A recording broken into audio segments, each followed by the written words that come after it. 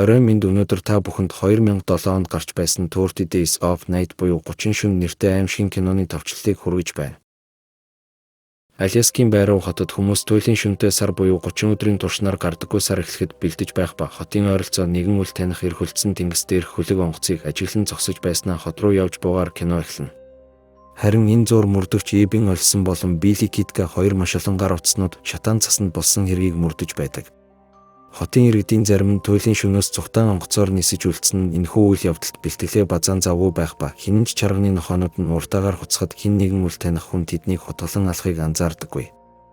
Удалгүй хоёр мөрдөгч хотод буцаж ирээд Джон Рисийн чарганы ноход алуулсан талаар мэдээлэл авах ба мөрдөгч Эбен энэ хэргийг мөрдөхөөр явахдаа учрыг нь заавал олно гэж бүүг тайвшруулна. Энэ үеэр Эбний эхнэр гал төмөртэй тэмцэх хилцийн байцаагч Стелла онгоцны буудлын руу явахаар машинтайгаа хотоос гарна явж байх ба Эбен тэр хоёр тийшээ болж байгаа учраас түүнтэй хамт хотод үлдэхийг хүсэхгүй байгаа нь илэрхий байв. Гэсэн ч тэр замдаа цас ханцлагч машинтай мөргөлдөх ба машины жолооч Тормс нь ажиллахгүй байсан талаар хэлж түүнээс уучлалтгүй байна. Ингээд Стелла Эбен рүү тусламж гуйн залгахад Эбен завгүй байсан тул биелэг явуулах ба удалгүй биелэж ирж Стеллаг онгоцны буудлын руу хүргэж өгсөн боловч хитрхи оройтсон байдаг. Энэ зуур Эбен цагдаагийн хилцс дээр ирэх ба дүүжээг болон эмээ Хелен нар нь ч мөн тэнд ажилладаг байв.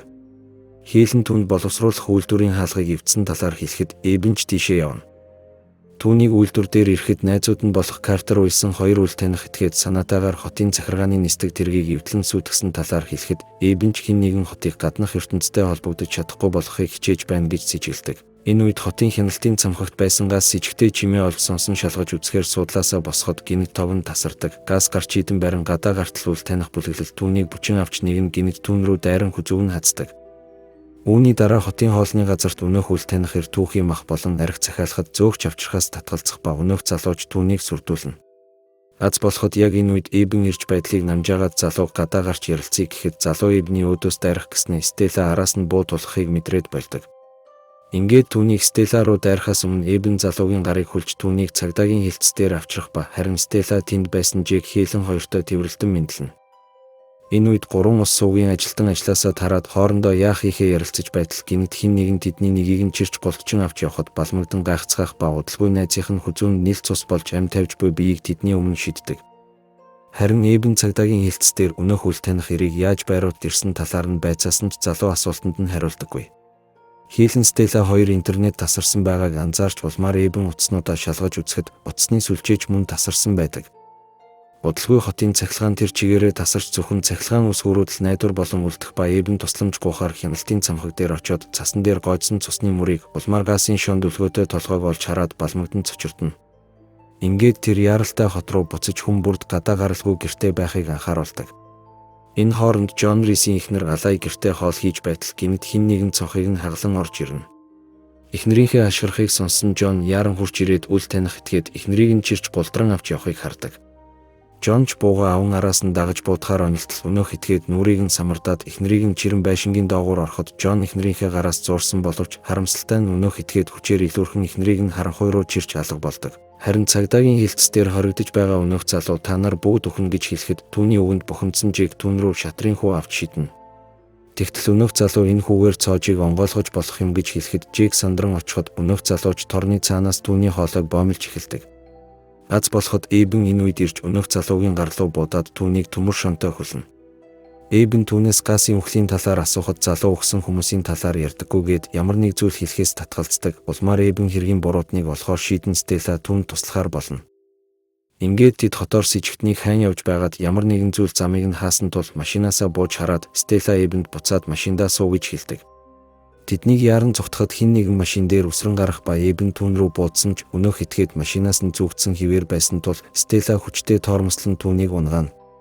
Энэ үед Эбен Хеленээс тусламж гуйн хашгирах дуудлага хүлээж авах ба яран цагдаагийн хилцс дээр очтол хаасайгүй цус болсон байх ч Хелен Жек хоёр сургаггүй алга болсон байдаг. Гэхдээ өнөөх үл таних эр гавлаатай хിവэрэ байсан тул Эбен түүнээс юу болсныг асуухад залуу юу болсон талаар хэлэхгүй ердөө л өөрийг нь алаад өг гэж гуйдаг. Эбен яах талаараа бодож байтал Стелла түүнийг зүгээр орхих гэж ятгана. Энэ зуур харанхуйд нэгэн нууцлаг бүлэг цуглаж тэдний толгойлогч нь болох Мерло бусдаа цусыг нь сорсон хүнээ цус сорогч болгон хувирахгүй тулд толгойг нь тасалж байхыг анхааруулдаг. Ингээд удалгүй цус сорогчид хаа сайгүй хүмүүс рүү дайрч хот энд тэндгүй хөвлөрөн хөвтөх цогцсуудаар дүүрнэ. Амьд үлдсэн хэсэг хүмүүс Жикийн хамтаар хоолны газар цуглацгааж юу болоод байгаа талаар айж сандран ярилццгаана. Удалгүй Ибн Стеллагийн хамтаар хоолны газарт ирж дүү Жики амьд байгааг хараад баярлан тэрвэрч авдаг. Ингээд тэд цус сорогчдод яаж баригдахгүй байх талаар ярилцахад Картер боловсруулах үйлдвэрлэл рүү явахыг санал болгосон ч хотын захад байдаг учраас эрсдэлтэй байв. Тэгтэл нэг эмэгтэй Чарлигийн дээвэр дээр нуугдахыг санал болгох ба шатыг нь хураан авч болдог талаар хэлнэ. Ибн бусдыгаа тийшээ зүхтаах зуур цус сорогчдын анхаарлыг сарниулахаар болж Стеллач бас түүнтэй хамт явахаар шийддэг. Улмаар тэд цус сорогчдын анхаарлыг татахаар хот дундуур явж байтал гинт машин нь зогсох ба цус сорогчид машиныг нь өргөөд тэдэн рүү дайрахад Ибн цус сорогчд руу буудна. Гэсэн ч Мерло бууг нь булааж аван бусад цус сорогчид машиныг нь дээш нь харуулж хөмрөн Ибн Стелла хоёрыг гарах гарцгүй болгодог. Гэтэл гинэт тэдний хөрш бүү цас ханцлагч машинтайгаа дахин ирж вампируудыг мөргөх ба Ибн Стелла 2 цаг алдалгүй машинд үсрэн сууж тэндээс цугтцгаадаг. Ингээд тэд дээвэр дээр нуугдаж буй бусдтайгаа ирж нэгдэн юу болоод байгаа талаар ярилццгаана. Тэдэн рүү дайраад байгаа зүйлс бол цус сорогч мөн эсэх талаар маргалдаж байтал Ибн харин ээлжлэн мананд гарч хоол хүнсээ хуваарлахыг анхааруулдаг. Энэ үед цагдаагийн хилцс дээр байсан өнөөх залуу дээр Мерло найз бүсгүй айрсынхаа хамтаар ирж залууг даалгавраа биелүүлсэн гэж магтсан ч залуу аюулд орсноо мэдэн айн чичрэх ба Мерло түүнийг тэрснээ хүзүүг нь мушгин алдаг. Амьд үлдгэсэд 6 өдөр дээвэр дээр нуугдах ба Стелла Ибн түүнээс хүүхэдтэй болоё гэж нэхэж байгаагүй талархдаг. Энэ үед уйсны аав Айсак сэрээд эхнэрээ хайж эхлэхэд уйсан аавдаа ээж нь нас бараад удаж байгаа талаар хэлж түүнийг тайвшруулан буцааж унтуулна. Гинэт тэд гадаа чимээ гарахыг сонсож Стелла нууц нөхөр шагаан хараад вампирууд байшингуудыг самнан нэгжиж байгааг хэлдэг. Бусд нь баригдахаасаа өмнө эндээс зүхтахыг санал болгоход Стелла Ибн хоёр одоо зүхтах нь хитрхи аюултай гэж үзнэ. Улмаар тэд хоорондоо маргалдаж эхлэхэд Ибн маргааныг намжаагаад одоо хоорондоо муудалцаж байх цаг биш гэж хэлдэг. Гэхдээ энд үлдэх нь аюултай учраас Ибн ойролцоох дэлгүүр рүү очиод тэндээсээ боловсруулах үйлдвэрлэл рүү явахыг санал болгоно. Ингийн тулд тэд дараачийн цасан шуургыг хүлээх хэрэгтэй байсан бөгөөд шуургыг далимдуулан вампируудаас нуугдаж зорьсон газраа очих боломжтой байв. Маргааш нь Кристен гих залуухан бүсгүй гудамд тусламж гуйн хашгирахад Картер түүнд туслахыг хүссэн боловч харин Ибн вампирууд байшингийн дээвэр дээр тэднийг отон хүлээж байгааг анзаарч энэ бол өрх гэж үздэг. Бүсгүйд хэн ч ирж туслаагүй тул вампирууд бүсгүй дээр ирэхэд тэр ихэд айн тэдний хийснээр хийсэн ч нэг ч хүн амьд үлдээгүй юм шиг байна гэд амь өршөөхийг гуйна. Ингээд түүнийг өвдөг сүгдэн гоохот вампирууд түүнийг бүчин авч хоолоороо тоглож байгаа юм шиг бүсгүйгээр тохуурхан түүнийг алгадаж цохин унгаана. Үүнийг харсан Ибн төвчиж чадалгүй бүсгүйг аврахаар гүн гарах ба замдаа байшингуудын доороос хэн нэгэн түүнийг дуудахыг сонсдог. Тэр Жоныг олж хараад Кристнийг авралтал нуугдаж байгээд цааш явтал вампирууд бүсгүйг ээлжлэн шархтуулж улмаар юу ч үгүй болтол цусыг нь сорно. Ибн Кристнийг аврахаас нэгэнт өнгөрснийг мэдээд Жон дээр очиж түүнийг байшингийн доороос татан гаргасан боловч Жоны вампирчсан царайг хараад балмагдан цочирдно. Жон түүн рүү алхаснаа сөхрөн унахад Ибн түүнийг өрөвдөн туслахаар очсон боловч Жон гинэт түүн рүү дайрдаг. Гэсэн ч Ибн түүний гараас амжилттайгаар мултран Жон Ибнийг хөөж байхдаа савлуурын гинжинд орооцолдох ба Ибн жижиг сүх олж аван Жоныг амь тавих хүртэл нь дахин сүхээр цавчдаг. Ингээд Ибн ядарч туйлцсанаа мэдрэн гүнзгий амьсгал авна. Түүнийг буцаж ирээд унтаж амарч байх хооронд уйсны аав Айсак гэрлүүгээ явахаар шийдэн ганцаараа шатаар буух ба Стелла уйсан хоёр үнийг анзааран Айсакийг зогсоох гэж оролдоно. Гэсэн ч Айсак тэдэнтэй тэмцэлтэн өртөөл угаалгын өрөө орно гэж худлаа хэлэхэд Стелла уйсан хоёрч түүнийг тавьж явуулдаг. Гэсэн ч тэд удалгүй өвнийг цонхоор гарсныг анзаарах ба Стелла уйсныг зогсоох гэсэн боловч уйсан Стеллаг цохиж унгаад аавынхаа араас явдаг. Ибн энэ бүх дуу чимээнээр сэрж доошоо буун Стелла дээр очих ба гинэт нэг вампир байшинд орж ирсэн тул тэд бушуухан угаалгын өрөөнд орж нуугдана. Вампир яг угаалгын өрөө рүү орох гэтэл гадаа уйсны аавыгаа дуудах сонсогдож вампирч түүний араас явдаг. Ибн Стелла хоёр дээврийн өрөөнд буцаж ирж Стелла уйсныг явуулсандаа өөрийгөө буруутгахад Ибн түнд хийж чадах зүйл байгаагүй гэж түүнийг тайвшруулна. Гэтэл гинэт дээвэр дээрээс юм цохих сонсогдож Ибн цонхоор шалгаж үзээд дээвэр дээр байсан вампир явж гадаа цасан шуурга шуурч байгааг хардаг. Цасан шуурга хүчтэй шуурч эхлэхэд тэд төлөвлөгөөнийхөө дагуу шуурганд нуугдан явсаар дэлгүүр дээр очино. Ингээд хоол хүнс базааж эхэлтэл гинэт чимээ сонсон зогсцоож нэг цус сорогч охин худалдагч ирийн цусыг сорж байхыг хардаг. Эйбэн тэдэн дээр яаран ирэхэд цус сорогч охин алга болсон байх ба тэр сүхэ барин лангуу руу төгөхөд цус сорогч охин гинт түүн рүү дайрч Эйбэн ч сүхэ далайн цохин. Улмаар тэд хүчээ нэгтгэн охиныг хананд түлхэн ашихад Жэйк ч охины толгойг сүхээр цавчдаг. Бүх зүйл нам гүн болоход Жэйк хэн нэгний аминд хүрснээ ойлгон шоконд орох ба Эйбэн дүүгээ тэрвэрэн тайвшруулж харин бие түүний хийх ёстой зүйлээ хийсэн гэж хэлдэг. Бодлогын цасан шуурга намжиж тэд дэлгүүрт наашаачгүй цаашаачгүй гацна. Хэдэн өдрийн дараа Эйбэн цагдаагийн хилцс рүү явахыг санал болгох ба ингийн тулд вампируудын анхаарлыг сарниулах хэрэгтэй байв. Стелла вампирууд туйлын шүнийг далимдуулан хот руу дайрсан нь тэд наранд гарч чаддаггүйгээс болсон гэж таамаглана. Харин Жэйк хийлэнд хит ягаан туяаны гэрлүүд байдаг талаар хэлж тэд үүнийг вампируудын эсрэг ашиглахаар болно. Бодлогын Эйбэн дэлгүүрээс гүйн гарч вампируудын анхаарлыг татан чимээ гаргахад вампирууд ч түүн рүү гүйлдэх ба энэ зур Стелла болон бусад нь цагдаагийн хилцс рүү явцгаана. Гэтэл өөр нэг вампир тэдэн рүү дайрч нэгийг нь хацхад бусад нь ч яаран цогтцгаадаг. Эйбэн хийлний байшинд ирж хит ягаан туяаны гэрлүүдийг ашиглахаар бэлтэх ба энэ зур вампирууд байшинг тойрон хүрээлнэ. Мерло Айрисыг дайр гэж тохиход Айрис байшин руу дайран орсон ч Эйбэн хит ягаан туяаны гэрэл тусгаж Айрисын хамаг нүур биеийг түлдэг. Энэ зур Стелла бусдаагаа цагдаагийн хилцс дээр ирж Эйбэнтэй станцаар холбогдоход тэр хит ягаан туяаны гэрэл вампируудад нөлөөсөн талаар хэлдэг. Гэсэн ч вампирууд цахилгаан ус хүрийг унтрааж Эйбэн арын хаалгаар цухтаах ба вампирууд ч түүний араас хөөнө.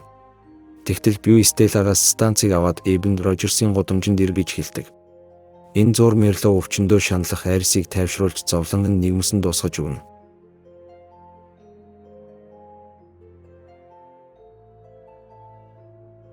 Эйбэнийг вампируудаас нуугдаж байх зур бие трактортойгоор Рожерс гудамж руу явж араас нь хөөх вампируудаас салахыг хичээн нэгэн дэлгүүрийн гадаа ирж зогсно. Улмаар тэр машинаасаа буугаад дэлгүүр дотроос хайрцагтай бялт олж вампируудтай нүүр тулахад бэлтэнэ.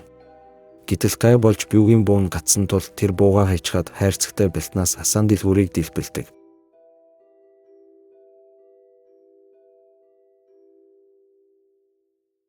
Эйбэн энэ бүхнийг холоос хараад сэтгэлээр унан тэндээс явах ба харин бие амьтай голтой дэлгүүрийн цонхоор үсрэн гарч ирэхэд Мерло түн дээр хурч ирээд хорхой бяцалж байгаа мэт толгойг нь бяц гიშгэн алдаг. Үүний дараа Эйбэн цагдаагийн хилцс дээр ирж бусдтайгаа нэгдэн амиа алдсан нөхдийнхөө араас харамсан гашуудна. Гэтэл Картер тэдэнд вампирт хазуулж аль хэдийн хуурч эхэлснээ хилэн бүрэн вампир болохоос өмнө түүнийг алахыг гуйдаг. Тэр гэр бүлийнхнийгээ машинаа ослоор алдан удаан хугацаанд амьдрах хүсэлгүй явсан бөгөөд одоо хэрэг нэгэнт ийм дээрээ тулсан тул тэдэнтэйгээ нэгдэхэд бэлэн байна гэж хэлээд Эйбнээс түүнийг вампир болгон хувирахгүй байхыг гуйдаг. Харин Эйбэн олон найз нөхдөө алдсан учраас сэтгэл санаагаар маш их хямарч байсан ч туйлын 27 дахь шөнө Картерыг тусдаа өрөөнд дагуулan орж гуйлтыг нь ёсоор нь болгож өгдөг. Үүний дараа тэд ойролцоох байшингаас гэрэл гарахыг анзаарч Эйбэн Стелла хоёр шалгаж үзэхээр явдаг.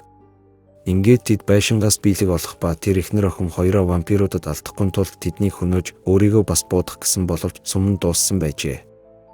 Ингээд тэд биелэг дагуулan цагдаагийн хилцс дээр ирэхэд хинч байгаагүй тул бусдыгаа боловсруулах үйлдвэрлэл рүү явсан байна гэж таамаглан араас нь явцгаана. Замдаа тэд гил химээх бяцхан охин ганцаараа алхаж явааг харах ба Эйбэн Стеллаг хичнээн хоригдсон ч Стелла түүнийг аврахаар явдаг. Гэтэл гинэт нэг вампир гарч ирэн Эйбэн түүний анхаарлыг өөр лүгээ татаж энэ хооронд Стелла охины хам цухтаах ба биелээсэндээ болоод тэднээс салж ганцаараа нуугддаг.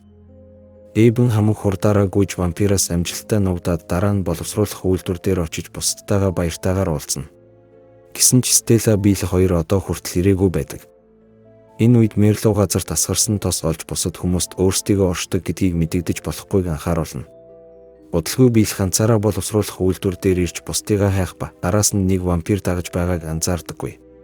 Вампир биелэл рүү дайрахад бусд нь түүний хашгирахыг сонсон Эйбэн ч түүнд туслахаар ирж вампирыг сүхтэнэ. Вампир түүнтэй тэмцэлтэн Эйбэнийг эргэлдэж буй устгагч машин руу түлхэхэд Билли түүнд туслахаар ирж хоёул вампирыг машин руу түлхэн зүйл дуусгана. Гэхдээ Билли энэ явцад гараа гимтээсэн байх ба Эйбэн түүний хуурч эхэлж байгааг анзаараад түүнийг ч мөн сүхтэн зовлонгоос нь салгаж өгдөг. Ингээд 30 дахь шөнө болоход тэд удахгүй үр цайж нар гарахыг тэмдэглэн уцгаана. Гэтэл Стелла Эйбэнтэй станцаар холбогдсон гээлтэй хамт ойролцоох машины доор нуугдаж байгаа талаараа хэлж Эйбэн ч жаахан тэсгийг гуйж удахгүй нар гарах учраас хамтдаа үр цайхыг харна гэж амлан түүнийг тайвшруулдаг. Харин энэ зур вампирууд өөрсдийн уул мөрөө бүрэн устгахын тулд хотоор нэг газрын тос асгаж гал 50 хотыг шатааж эхэлдэг. Төмрийн гал Стелла охин хоёрын нуугдаж байгаа газар руу ойртож ирэхэд Эбен хэрвээ Стелла тэндээ үлдвэл галд шатаж харин машины доороос гарч ирвэл вампирууд түүнийг алах болно гэдгийг ойлгоно. Ингээд яах ч аргагүй болсон Эбен Билигийн цуснаас аван уурлуугээ тарьж Жэкэд энгийн хүн хിവэрэ байвал вампируудын эсрэг тэмцэж чадахгүй гэдгийг хэлдэг. Улмаар Эбен вампир болон хуурч эхлэхэд бусад нь түүнийг алах гэсэн ч Жэк ахыгаа хамгаалдаг. Ингээд Эбен хуурч дуусныхаа дараа дүүтэйгээ салах ёс гүйцэтгээд гадагш гарч Мерло болон түүний бүлэг дээр ирнэ. Тэр Мерло руу дайрсан ч Мерло түүнийг хүчээр илүүрхэн цас руу авч шидэд түүнийг дахин зохих ба Эбен энэ үеэр Стеллаг зүгт гэж хашгирч амждаг. Эбен Мерло руу үргэлжлүүлэн дайрсан ч Мерло түүний бугууг нь тас мушгаад түүнийг цас руу авч шиддэг. Ингээд Мерло Эбнийг зүйл дуусгахаар түүн рүү өсрөн дайртал Эбний нүд хавхар болж хамаг хүчээрээ толгой руу цохин түүнийг алдаг. Толгойлогчоо өгөхийг харсан бусад вампирууд тэндээс цухтаах ба Стелла Эбен дээр ирээд өөрийгөө вампир болгон хувиргасныг нь харж уйлан удахгүй үр цайхыг анхааруулна. Харин Эбен хувь тавилантайгаа эвлэрч Стеллатай хамт үр цайхыг хүлээн түүнийг сүүлийн удаа тэврэн үнсэх ба удалгүйнаар гарахад Стелла үнс болон хийсэж буй Эбнийг тэвэрч байгаагаар кино төгсдөг.